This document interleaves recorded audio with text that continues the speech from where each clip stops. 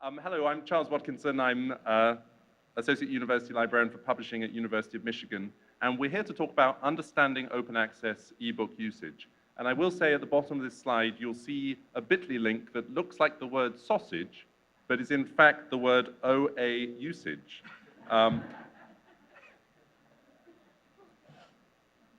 Is it really? So I'm just going to introduce the project that we're going to talk about, and then I have three excellent collaborators and speakers who will talk about different aspects of this issue, and we want to be sure to have time for questions and discussion. So I want to just give a little anecdote, just explain how I see this issue from my perch as Director of University of Michigan Press, Associate University Librarian for Publishing. So we, at University of Michigan Press, published about 15% of our books open access last year, mainly through Knowledge Unlatched. And what we're seeing is we're seeing authors who are extremely strategically interested in the impact and engagement with their impact of and engagement with their books. This is actually a random author. This is it's just the book that begins with A, Alienation Effects. But Branislav Yakelevich is a professor at Stanford University, and this was a book that was unlatched by KU supporting libraries in 2016. It was a successful book. We didn't know this at the time, of course. We knew it was a good book, but it was, which actually comes down to some of our choices. But we have explicitly decided to put books into open access forms when that strategy will help our authors and, we believe, help our sales of print. So this was a winner of the Association for Theatre and Higher Education's 2017 Outstanding Book Award. Anyhow, the author, when we were talking to him about including the book in Knowledge Unlatched, he talked about how he felt that that was going to enlarge the scope of his readership to people interested in the same topic as him. He's an expert in Yugoslavia. He's interested in how soft power is exerted by dictators. So he was really interested in other countries and other scholars in other countries who are looking at the same theoretical interests. So he's interested in international reach. He was also interested in interdisciplinary reach. He's a theater and performing arts professor, but he's really engaged in Eastern European history, in Jewish studies, and he wanted to see that cross-disciplinary pollination. And also, he needed to be promoted. He was an associate professor. He needed to go to full. So he had a number of ambitions, and to reach those ambitions, we need to be able to tell Branislav, we need to be able to tell him how his book is doing, because he is needing the data to reassure himself that he chose the right publisher. He needs to be able to talk to his promotion committee. He needs to defend his work as being of far more than local or narrow interest. And so we've been struggling over the last few years to find good ways of telling that story to our author who needs that information. Very recently, we've been working with KU Open Analytics, a project of Knowledge Unlatched, and this morning I got the first report from this project. We're working with 4 other university presses on this pilot, and this is a report that we will now be able to send him, and it starts to tell some interesting stories. It certainly tells him usage by country, and that's starting to tell a story here, which is quite interesting around other places with dictators who might be using soft power to influence their people. There are scholars, somebody's using it in those countries. It's also telling us an interesting story as a publisher about where to put our open access books. You'll see this usage by metric platform report that shows that JSTOR is a really dominant player in this open access environment at the moment. So we will continue to put our open access books on JSTOR. But it's also not telling us a whole lot of other things that we would like to know. Is the interdisciplinary impact happening? What do we know about the institutions that are using his book? What do we know about details of the types of use? Is this being picked up by students at all? So this is getting some of the way there, but not all the way. And it's really interesting working with Knowledge Unlatched to hear their pain. They are a very excitable group of Germans, the Knowledge Unlatched team. And they will not brook at any barrier that's placed before them. They go at it, they charge at it. But they've got extremely frustrated, extremely confused by the situation they've found with trying to get this data out of the systems. First of all, it's been very hard for them to form relationships with the different platforms. And these are the platforms that they're drawing on for the open access use. But it's not comprehensive in any way, and because this book is a Creative Commons licensed book, it's being redeposited in multiple places that we have no track of. And this is not, this report, this number of platforms, this is not a comprehensive view of even the main players. Where's Internet Archive, for example? The other thing is, they're dismayed by the quality of the data that is flowing into the system. So Alienation Effects has 4 different ISBNs. It has an open access ISBN, an electronic book ISBN, a hardback ISBN, and a paperback ISBN. And depending on which platform you're looking at, the platforms are using different ISBNs in their reporting. They're also using different types of reports. They're producing counter reports, certainly, but they're producing counter reports sometimes on the basis of delivery chapter by chapter by chapter, sometimes on the basis of delivery of whole books. And so it's very hard to actually talk about like and like. So this is the sort of problem that brought publishers and platform providers and standards bodies together to start this project. Understanding open access ebook usage toward a common framework. The aims of this project are to create a structured conversation around usage tracking for OA ebooks, to understand implementation challenges, to define opportunities for collaboration, define a framework for moving forward, with ultimately the grand goal of making a compelling case for investment in OA book publishing to authors, to publishers, to funders, to libraries, to everybody.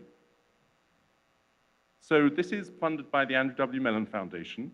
The partners are the Book Industry Study Group, represented here by Brian O'Leary, collaborating with KU Research, who are mainly in Australia, Lucian Montgomery and Cameron Naylan, so they can't be here today. University of Michigan, my colleague, University of North Texas, Kevin Hawkins, and the Educopia Institute, Catherine Skinner. So the process we're going through is listed here.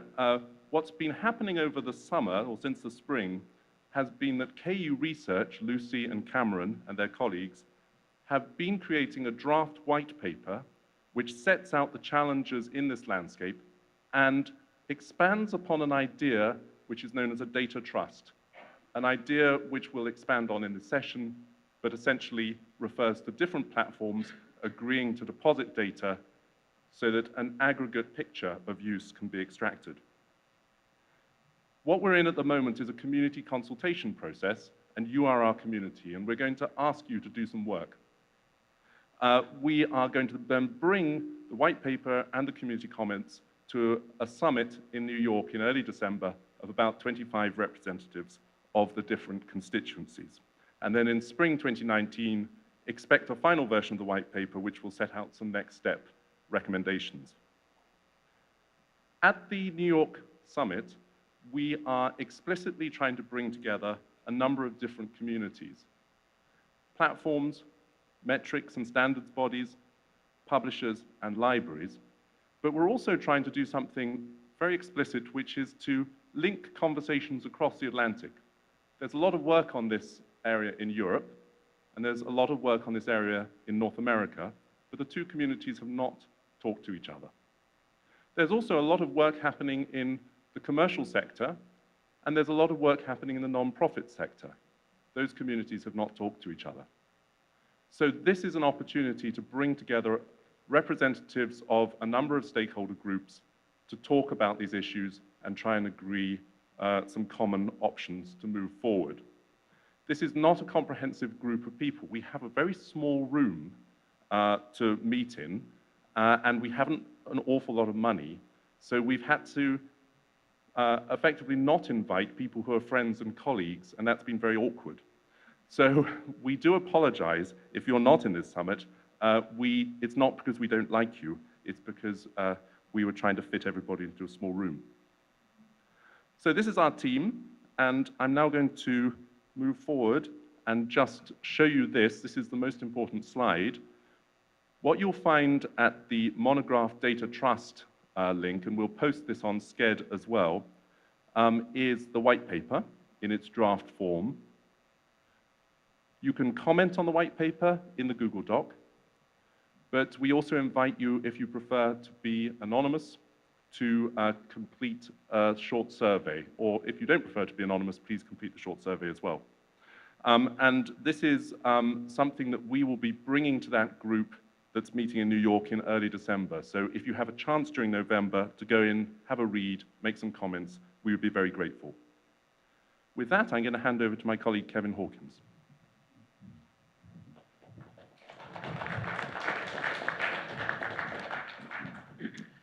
So thanks, Charles. Charles gave us a sort of concrete example here of some of the problems we face, and I want to expand on those a bit and kind of generalize and discuss how usage data for open access ebooks works and doesn't work today. So you're probably already familiar with usage data for online journals and databases.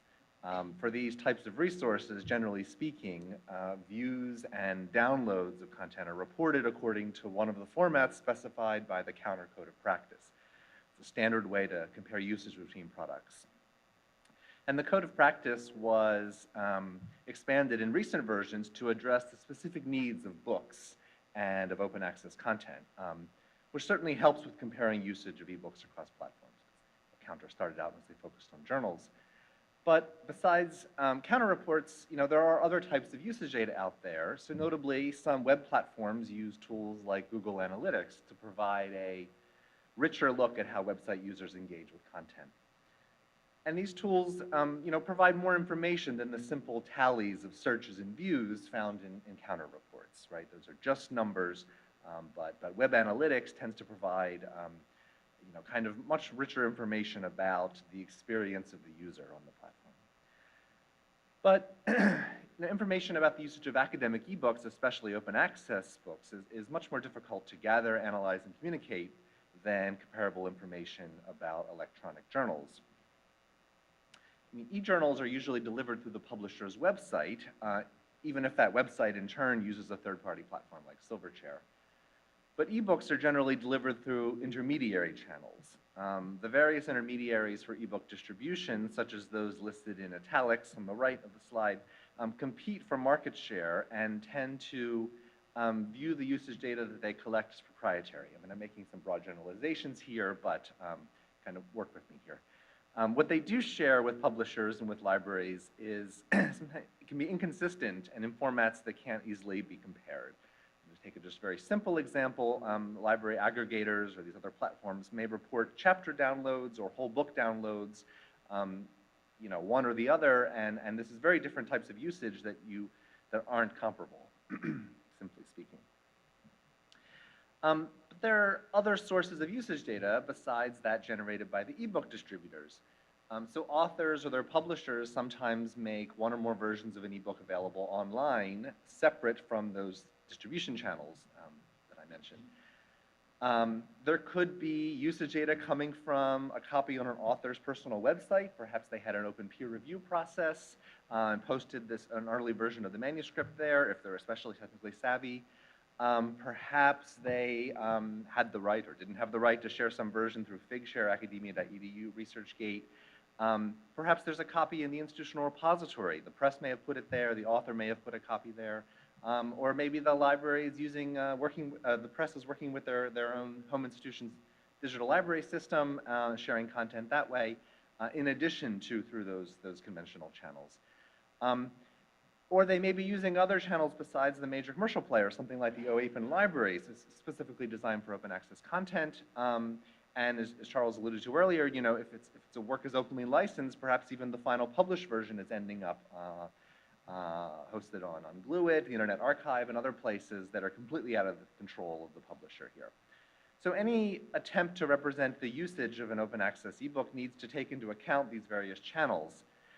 plus storytelling indicators such as altmetrics and the cross-ref event data. So as Lucy Montgomery, Cameron Naylan, Alkan Ozaigan, and Tama Lever argue in a recent article in Learned Publishing, we want to know not just the quantity of usage of a book, but also about the audiences who are engaging with it, and if possible, how and why they use the content. There's not just publishers and libraries that need a full picture of ebook usage. Authors and funders of research want to know more about how their books are used, and they're usually reliant on the publishers for sharing the appropriate data with them. But while journal publishing is concentrated among a few large publishers with a fairly stable revenue stream, monograph publishing is highly distributed among publishers, often running on shoestring budgets. Few of them have the time, staff with the time and expertise to examine usage data closely, right? So to put it another way, advocates of open access often say that an open access book will be more often downloaded, used, and cited in a comparable restricted access title. However, all stakeholders in scholarly communication want proof of this. The publishers need to demonstrate such impact to receive support for their open access programs. Funders look for usage data to demonstrate return on their investments, and authors are eager to show evidence of additional reach and influence for their work. So this study is aimed at figuring out how to establish a mechanism to do this. Our white paper, to give you a little preview of what you'll find in it, it shows that the problems here are, in our view, less technical and more social. There's really a collective action problem here among the many stakeholders. So we need to establish a trusted framework for coordinated action between all the relevant stakeholders that will allow data to be shared in an appropriate way that guards against misuse. So Catherine's going to be telling us a bit more about this later, but first, Brian will tell us a bit about open access ebooks in the information supply chain.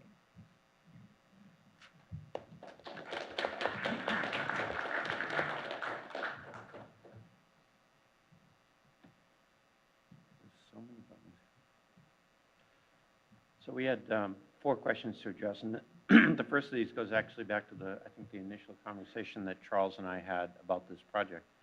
And he was describing his interest in better understanding open access ebook analytics. And I said, in part, it's a supply chain issue. And Charles said, not for the first time, but certainly not for the last time, what is a supply chain? And I'm presuming that a lot of you know it, but we're going to go through part of it today. We've had calls generally every other Monday because of the time difference in the morning. And in any given call that we have, probably about 10 minutes of it is dedicated to talking about what a supply chain is and how it works.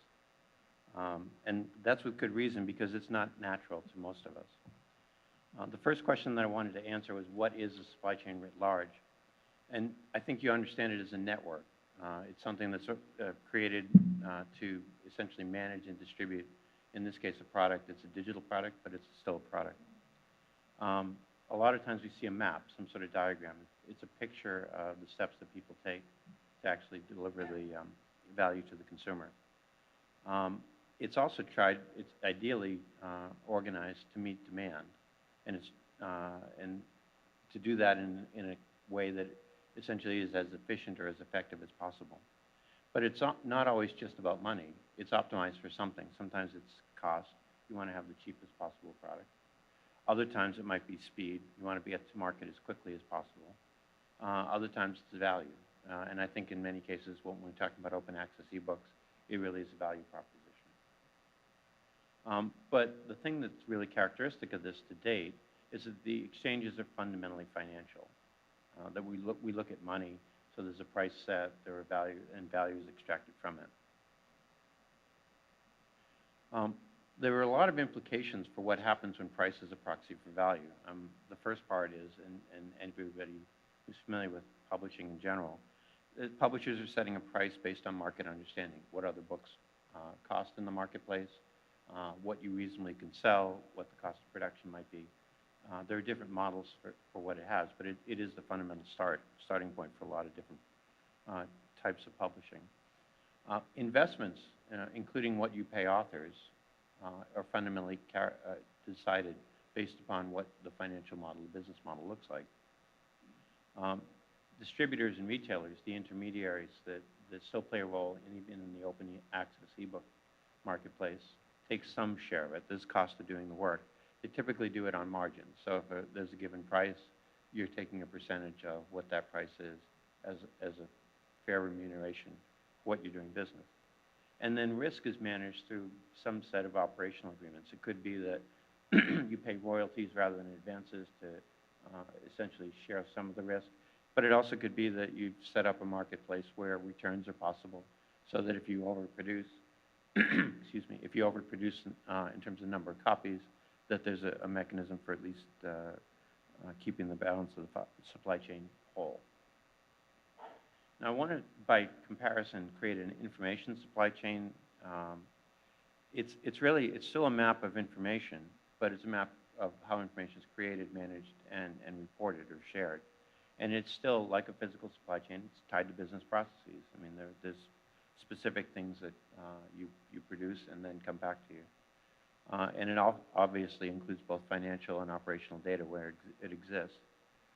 Ideally, you have one shared model, right? You don't have multiple databases. But more typically, you've got agreements on what information is produced and how it's sent back. It's hard to create one database. And obviously, this is a setup in part for what Catherine's going to talk about. But because it's under the hood, we're not talking about physical objects. We're talking about information. The agreements and managing it can be particularly complex. And there are differences. I mean, one of the things about physical supply chains is that they're built around scarcity. There are decisions that you made. You constrain inputs in particular. You try to keep inventory low as an example. And you use price as a way to align supply and demand. Digital supply chains, as I'm sure everybody here knows and recognizes, are not constrained by scarcity, which changes very much the dynamic, and information becomes a critical piece of the puzzle. The challenge really does shift from managing assets to managing, in some way, shared data. That's how we optimize this particular supply chain. The traditional supply chains, the physical ones, aren't really built to share data beyond sales and related information. And so what happens in part today is that digital partners, particularly in the for-profit supply chain, silo data, and they're trying to still figure out what matters. And given that it's not clear where you compete and how you win, sharing is a secondary, if sometimes an antithetical part of the process. And for those reasons, there are implications for open access ebooks that both interested in this study, and I think will interest us going forward at the Book Industry Study Group for some time. The problem is, as Charles alluded to at the outset, there's no shared proxy for value. There are lots of different measures, and they are all important in different ways and to different audiences. And we're not tracking them in a consistent way. Obviously, partner compensation is no longer a function of price. It's no longer clear in that sense what's fair in the marketplace. And that does affect the willingness of participants to participate in the overall supply chain. And the burden shifts. In particular, risk management options that were pretty common in a for-profit or a price-driven scenario no longer really apply. So how do you manage risk? How do you share a burden if something doesn't work? The silos actually are a really significant issue. The data challenge for effective open access models really depends upon a much broader definition of what success looks like. And then ultimately that drives our conclusion, and I think what the discussion in New York in particular will draw out, which is what's the value-based model that spans the supply chain for open access ebooks. And we have an answer, at least in a green paper form, and Catherine's going to talk a little bit about that.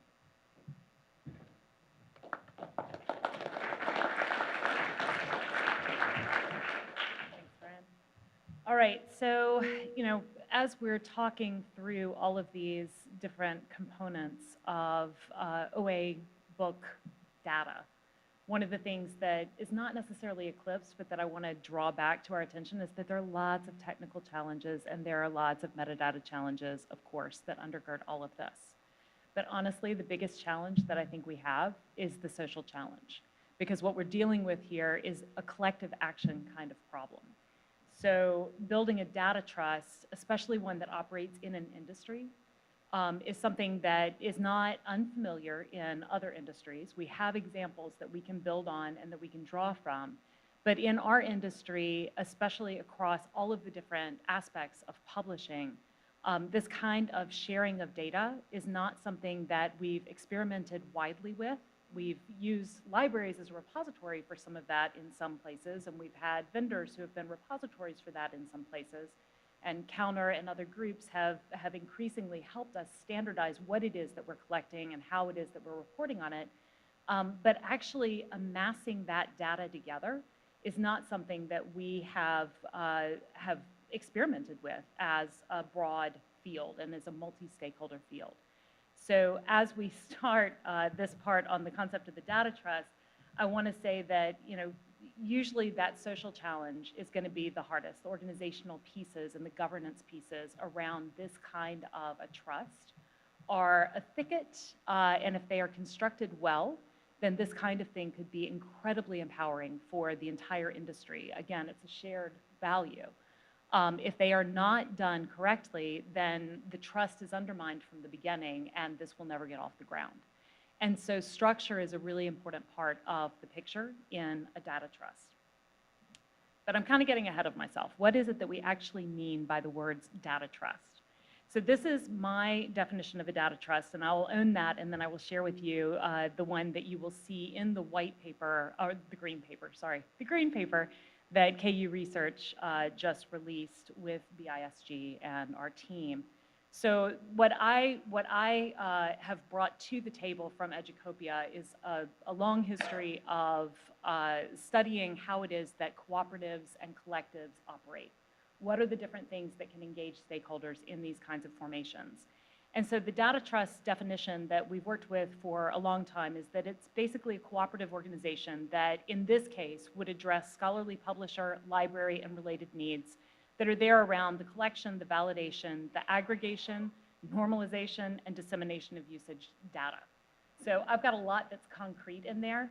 This is a less safe definition than the one that KU has put forward, which is that really what we're trying to work with here is a knowledge commons model.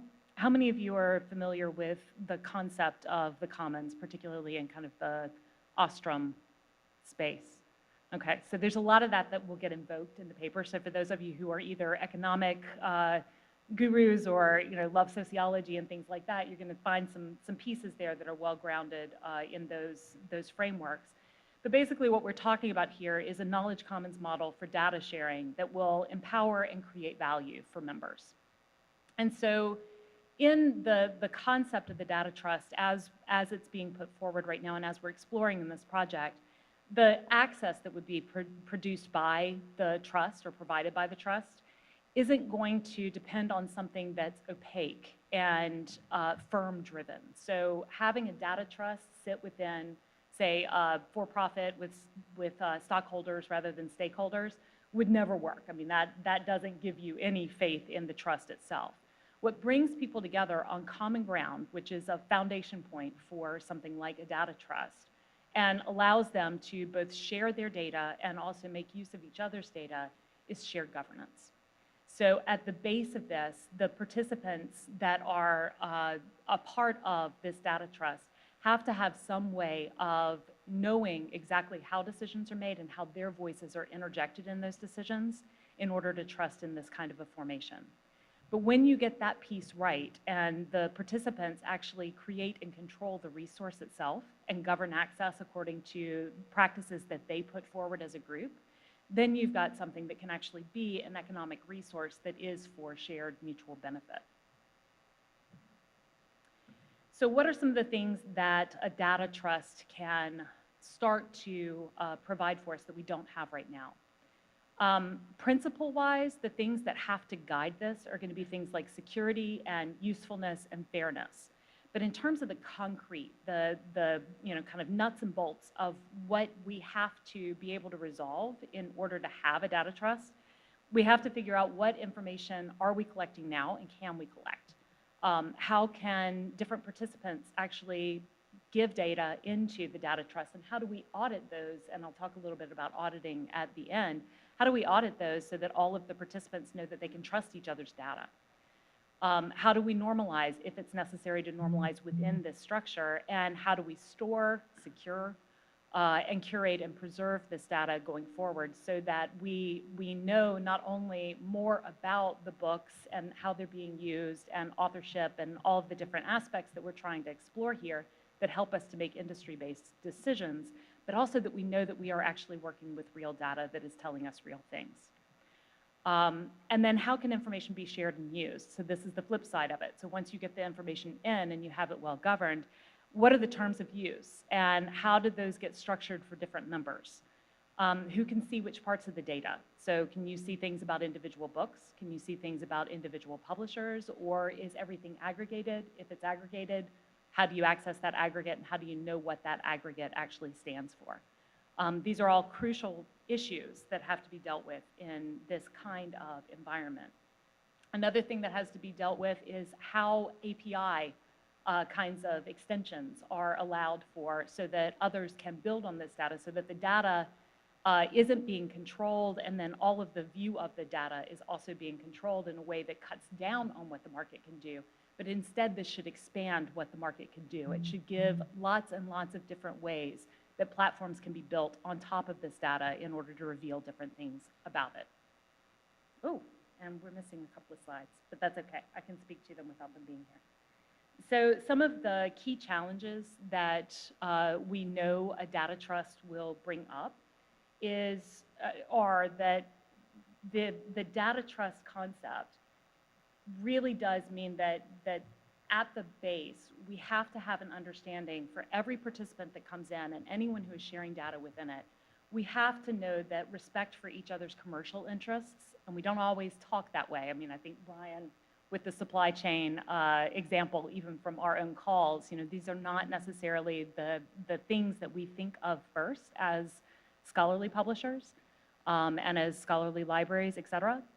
But we have to know that the commercial interests are going to be respected in this space and that they're not going to be undermined by the data that is made available.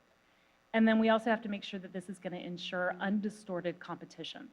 So again, making sure that what is being revealed doesn't unfairly, basically unbalance the playing field for all of the different participants is going to be a key problem. It's not an unsolvable problem, but if it is ignored as something like this is created, then it will be one of the things that would pull the rug out from underneath, I think, the players. And then the final thing that I'll say that we've talked about already within our group, and KU Research gives a lot of time to this in the paper, and I do encourage everyone to go and read the paper. It's a great thought piece in this space, and one that I don't know its parallel. Auditing is going to be crucial. So again, the trust, the concept of the trust and trusting data requires that we trust that what gets put in is both valid and that it's verifiable, and that what we get out is also going to be valid and verifiable over time. And that brings us into conversation with things like digital preservation and making sure that the content, once it has been collected, is being controlled and secured in ways that are appropriate. And also being able to audit the trust itself, so the organizational infrastructure, the nonprofit, or however this ultimately takes form, is also going to be something that is instrumental to its success. If we can't have very formal audit procedures that are placed on the trust itself, then again, that explicit need for being able to believe in what is happening will not be there, and those would be the things that could make this very problematic. Now, with all of that said, there are a number of incredible things that come out of being able to put together something like a data trust. And so part of the project that we're involved in right now is exploring whether this idea is something that we can begin to document, begin to vet by the communities that would be involved, and really test out what is it going to need from different stakeholder perspectives in order for this to actually become a reality. So thank you guys.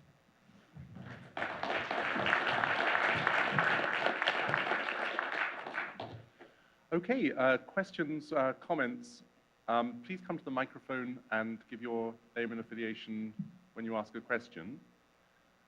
And to get things going, I'm going to ask a question of my colleagues, which is, so in this landscape, we have very important commercial partners. We have EBSCO, ProQuest, others in the landscape. What do you see as being in this for them, since they have to convince their important stakeholders that this is worth investing in, even if it's just time? Kevin wants to start.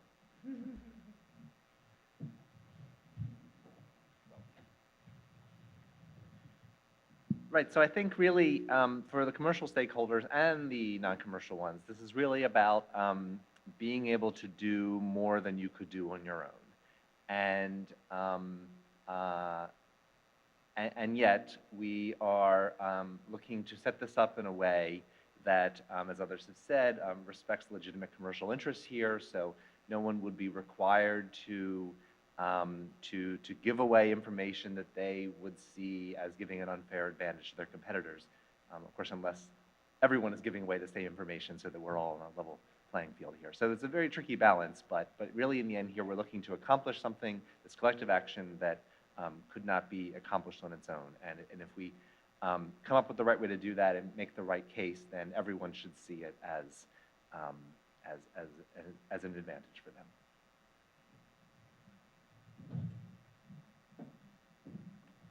I'll add to that it's also a safety valve. So one of the things that's dangerous right now in the field as it's expanding is the same thing that hit, what was the baseball team? Oakland Radio? No, who is it? Oakland. Yes, the A's, thank you. So for those of you who can draw back to movie history, if not book history, there was a fantastic piece a few years back, maybe 10, 15 years ago now, that really explored what does it mean to take data and apply it to a case like the Oakland A's, where they had had a failing team and failing records for years.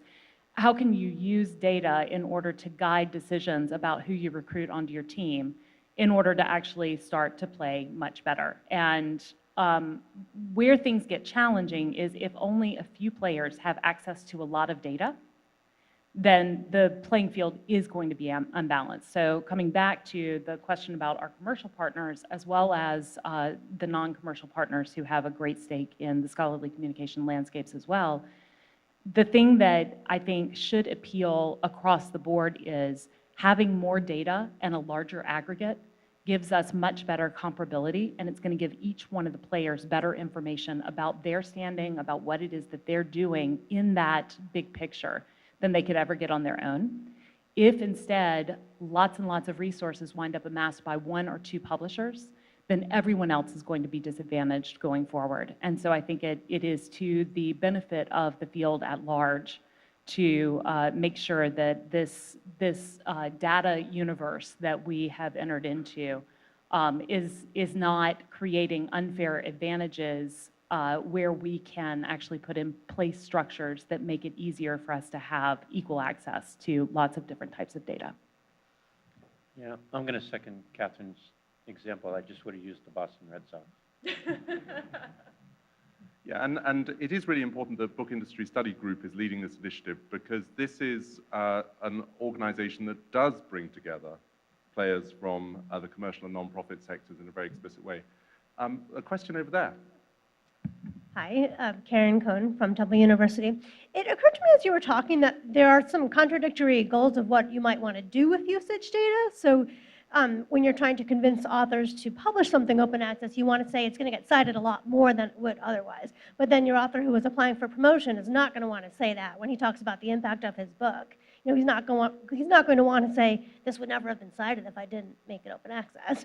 So I was wondering if you have like use cases in mind of what people might want to be doing, and if that influences kind of what data you think people might want about open access books, or is the collection neutral and it's up to us to decide what questions we're asking with the data? I think there may be different, we haven't had the summit yet, so I think part of the answer is determined by the response to the green paper.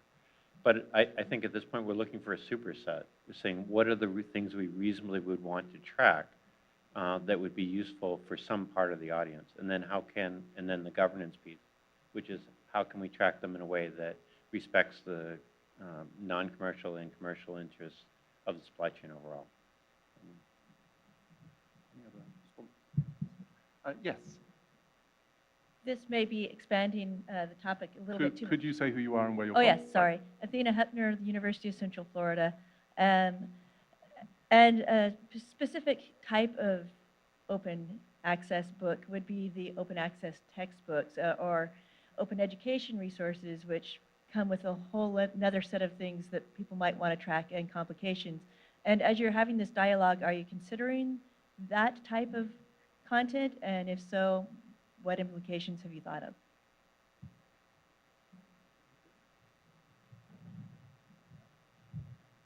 We've really been focused on scholarly monographs. I think, and the stakeholders we've been thinking about are mostly involved in that space rather than textbooks, and certainly, right, open textbooks. The publishers and disseminator of these is its own kind of ecosystem, generally speaking. I think, though, some of this, I think there's certainly some points of relevance here, some of the same sorts of information you might be interested in terms of usage and all, but my sense is that all of the impetus for creating them and the rhetoric around them and all is actually quite different from open access monographs, and so the kinds of questions people are looking to answer, as with the previous question, right, are actually very different, and so they may, in the end, not be served best by the exact same arrangement. The one caveat I'll add to that is that although we're starting with scholarly monographs as a use case and as a easy thing that, easy, it's going to be so easy, as a manageable space to look at, we are definitely thinking about other types of content as well. And I do think that there will be extensible pieces of this framework if it's successful, especially around things like data ethics and the myriad factors that we're going to need to take into account around how that is handled and documented. I think there are going to be a lot of pieces of this that could be extensible down the road. Yes. Bob Schatz from the Open Research Group at Springer Nature. And I'm interested to what extent you're grappling with degrees of open. My own organization has full open access books, but we also have ebook packages that my licensing managers sell to libraries that have no DRM. Are they considered open enough to include in this database of data, or are they specifically excluded in these grayer areas? Have you grappled with just how you want to define what is open enough to include in the data that's being gathered? That is why we come to Charleston. Because now we will. Yes. Lev Rickards from Santa Clara University. This is all new to me. It's really fascinating. So I look forward to reading the paper to understand it better. It sounds like you're saying that the data trust could replace price as sort of the coordinating mechanism for the supply chain. Could you give some concrete, and I'm not sure if that's accurate or not, but could you give some examples of what price does in a print publication world that could be replaced by the data trust in an open access ebook market? Sure. Price is a blunt instrument, but it works. And I think that it's a proxy for value in the information that the presentation, my part of the presentation I was giving. The thing I think that would change is that right now there's no mechanism to compensate people for the value that they obtain through open access. It's not a predictable process, and so there's a disincentive to participate. Or there's a discussion, and this is the more common thing that we see in the open access monograph space, of who's going to pay for this. We've created a work, we're distributing it. It does cost there's some fee for service that's involved. How does it get funded? Well, it would get funded by value if that were established. So if the value accrues to an individual, there may be a greater incentive to say, all right, well, I will pay for this, or I will seek funding for this because I can see the upside for it. Price, right now, kind of replaces that, and it shifts the risk from the author to the publisher. The publisher becomes effectively like an investor in the work. We need a mechanism to collect information that allows other people to see a value in investing in that work. I don't think this totally gets to your question, but it did make me think of a comment that Sven Fund made in a panel yesterday, where he's been interviewing authors as part of a project he's doing for the UK government about open access and their motivations. He's been hearing these concerns about royalties. You know, my royalty is going to disappear. But he's asked them, he's probed on that question. And what they're actually interested in is the signal that royalties are sending in terms of success of their reach. So it's the sales numbers that matter to them, not the money so much. And that's understandable since the money is very, very small in most cases. So I do think that this idea that usage is a currency, is a really important currency for these authors is really important. And that's becoming true of ebooks across the board and open access ebooks in particular. Excellent. Ros Pine from the Open Access Books team at Springer Nature. So I'm torn on this one because we have been amongst those who have been talking about usage for OA books and using that as a way of trying to demonstrate their value, but I also think there are risks there about using usage as a proxy for value in multiple ways, because what happens to niche disciplines which don't achieve that kind of reach, but nevertheless are doing something very valuable, or what happens to books whose value is not determined simply by their reach. And I think even if you turn it back and you look at what publishers add, I think there is a real risk to talking about usage as a proxy for the value that publishers add throughout that process, because it might be, again, that you have a publisher which is a small publisher which handles a specific discipline and pays considerable editorial care to curation and development and doesn't have the reach of other publishers, but still is a really important player. So I say this not to in any way try to take down what you're doing, which I think is incredibly important, but how do we meet those challenges? Yeah, I'll take first stab at that. The data ethics is part of what all of that comes back to. So I'm going to share a story that has to be partially anonymized, but not completely. So SKS Consulting was doing a gig with a university a couple of years ago, and the slideshow got out.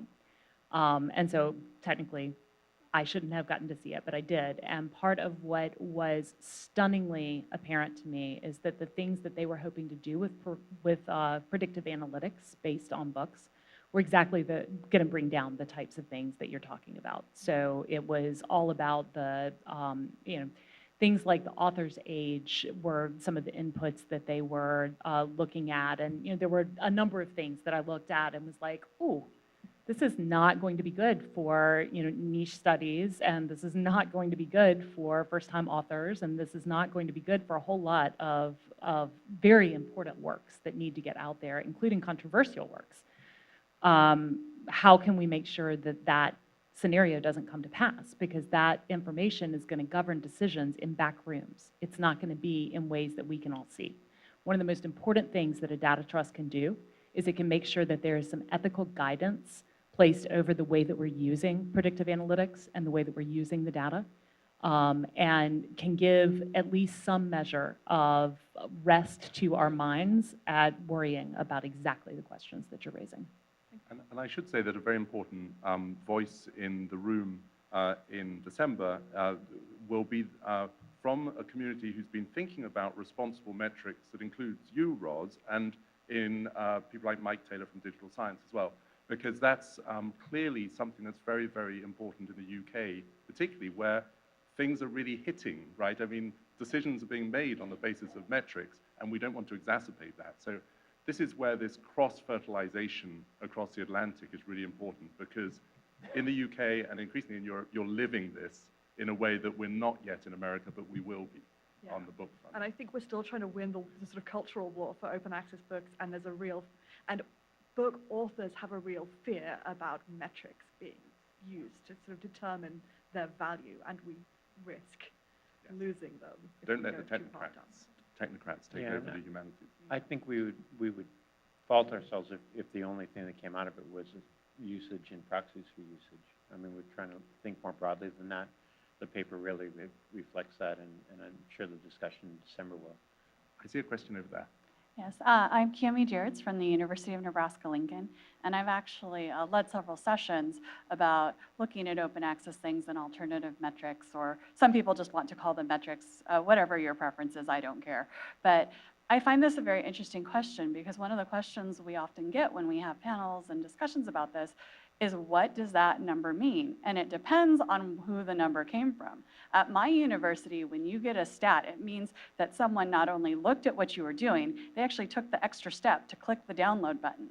That's an extra step for us. So that actually has some meaning, because someone found it worth enough of their time that they actually want to look at the full thing instead of just the abstract. But in some institutions, when someone goes to the abstract page, that's what's counted, not the downloads.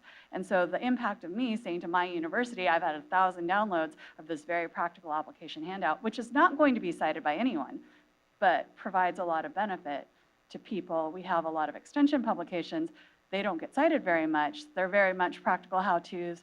You know, tractor maintenance is actually our most popular download. It beats everything every single year, which is amazing, because chemical engineering has, 20,000 downloads, and that's average. That's not like the top paper, right? So it varies by discipline, and saying what's impactful, especially for smaller areas, and only comparing things with, like, maybe if you're in a super niche area, there's only 10 people.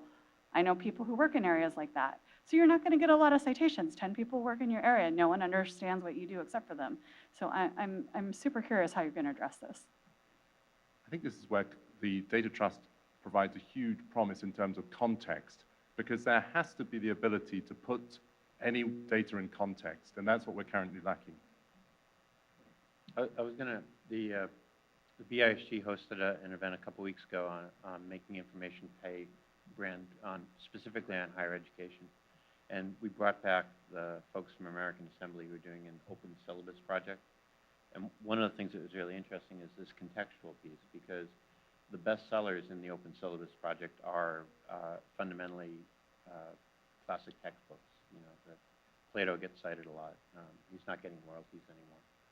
And I think that, and they came back and said, but the thing that's really interesting is not that Plato leads the list or is number 2, but rather that there are things in the 1,000 to 10,000 range that really are an indicator of what actually is being prescribed and used in academia, and particularly for coursework.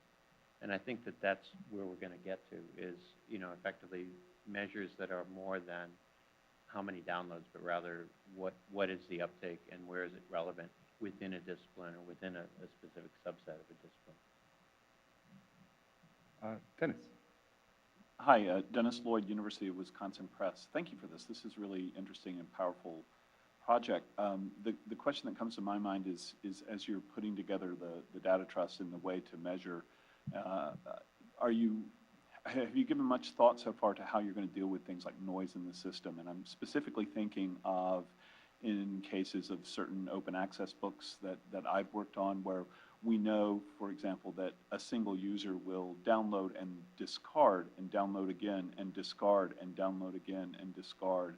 I can imagine a situation in which an author needs a lot of usage data for a tenure review, who could either themselves or have students or colleagues go to multiple sites and do that kind of thing. So is this something that you've grappled with yet? I will say an absolute guaranteed way to boost that number would be to put a toddler in front of Paw Patrol and just get them to click and click and click on that monograph. It's YouTube stats make sense to me now, but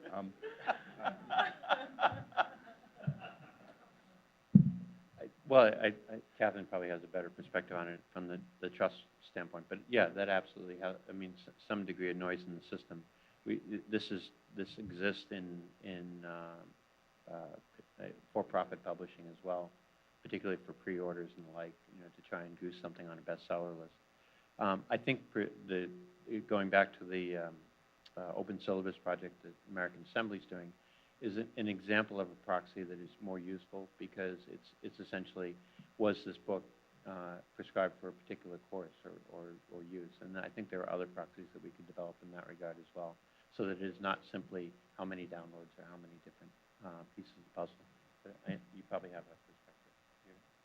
I don't have a better answer. I would say that it's something that we stand a better chance of solving if lots of us are looking at it simultaneously than if everybody has to look at it solo. And again, that's another reason why something like the data trust could be a really helpful mechanism.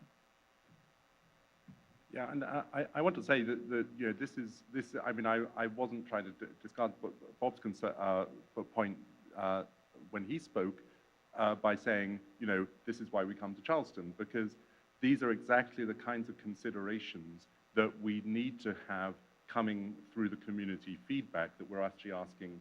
It's really about surfacing questions that we as a small group, and even the Summit group as a pretty small group, has not been thinking about.